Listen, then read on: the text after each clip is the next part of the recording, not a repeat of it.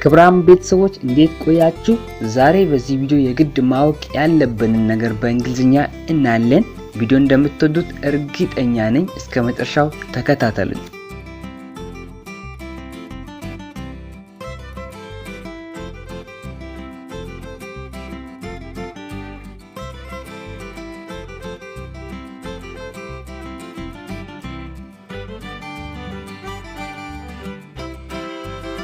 በጣም ወሳኝ የሆኑ ቃላቶችን መርጠን የነሱን ተቃራኒ ትርጉማቸውን ያየን እንሄዳለን። በእንግሊዝኛ አንቶኒምስ ማለት ተቃራኒ ቃላቶች ማለት ነው። በእንግሊዝኛ ክሪውል አሰቃቂ ወይም ጭካኔ ሲሆን ሁማን ደግሞ ሰዋዊ ለማለት ነው።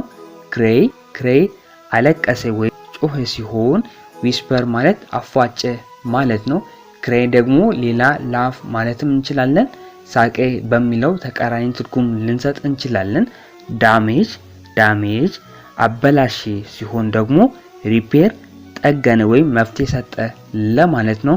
ዳንጀር አደጋ ሲሆን ሴኩሪቲ ደህንነት ወይም ጥበቃ ለማለት ነው። ዳንጀረስ ሲሆን ደግሞ አሰጊ ወይም አደገኛ ለማለት ሲሆን ሴፍ ደግሞ የተጠበቀ ወይም የሚያስተማምን ለማለት ነው። ዳርክ ጨለማ ሲሆን ላይት ብርሃን ለማለት ነው። ዳውተር ሴት ልጅ ስትሆን ሳን ደግሞ ወንድ ልጅ ለማለት ነው።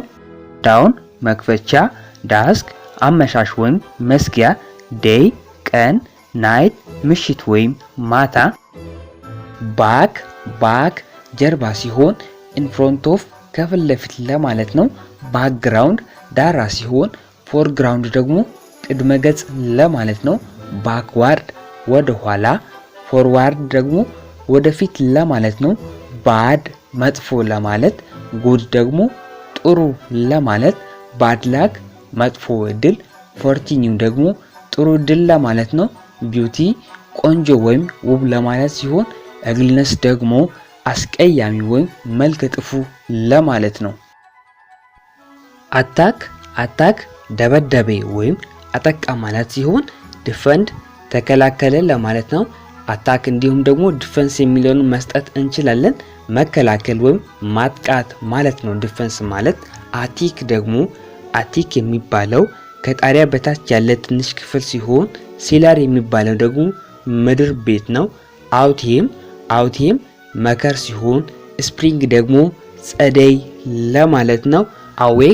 አዌክ መቀስቀስ፣ አስሊፕ መተኛት፣ አወርፉል አሰቃቂ ሲሆን ናይስ ደግሞ ጥሩ ወይም ሸጋ ለማለት ነው። ቢፎር ቅድሚያ ማለት ሲሆን አፍተር ደግሞ በኋላ ማለት ነው። ቢግን ጀመረ ማለት ሲሆን ኤንድ ደግሞ ማለቂያ ወይም መጨረሻ ማለት ነው። ቢጊኒንግ ትርጉማቸው ተመሳሳይ ነው። መጀመሪያ ሲሆን ኤንድ ደግሞ መጨረሻ ወይም ማጠቃለያ ለማለት ነው። ቢሃንድ ከጀርባ ሲሆን ኢንፍሮንት ኦፍ ከፊት ለማለት ነው። ብለው በታች ለማለት ሲሆን አባብ ደግሞ ከላይ ለማለት ነው። አራይቫል መድረስ ወይም ደራሽ ሲሆን ዲፓርቸር መነሻ ወይም መሄድ ለማለት ነው። አራይቭ ደረሰ ማለት ሲሆን ዲፓርት ደግሞ ተለይቶ ሄደ ለማለት ነው። አርቲፊሻል ሰው ሰራሽ ሲሆን ናቹራል ደግሞ የተፈጥሮ ለማለት እንጠቀማለን። አሲሰንት ማለት ወደ ላይ መውጣት ሲሆን ደግሞ ዲሰንት ቁልቁለት መውረድ ለማለት ነው። አስክ ጠየቀ፣ አንሰር ደግሞ መልስ ማለት ነው። አይስሊፕ ማለት መተኛት ሲሆን አዌክ ደግሞ መቀስቀስ ማለት ነው። እንግዲህ ቤተሰቦች ለዚህ ቻናል አዲስ ከሆናችሁ ሳብስክራይብ በማድረግ ተቀላቀሉ። በሌላ ቪዲዮ እስክንገናኝ ድረስ መልካም ጊዜ ይሁንላችሁ።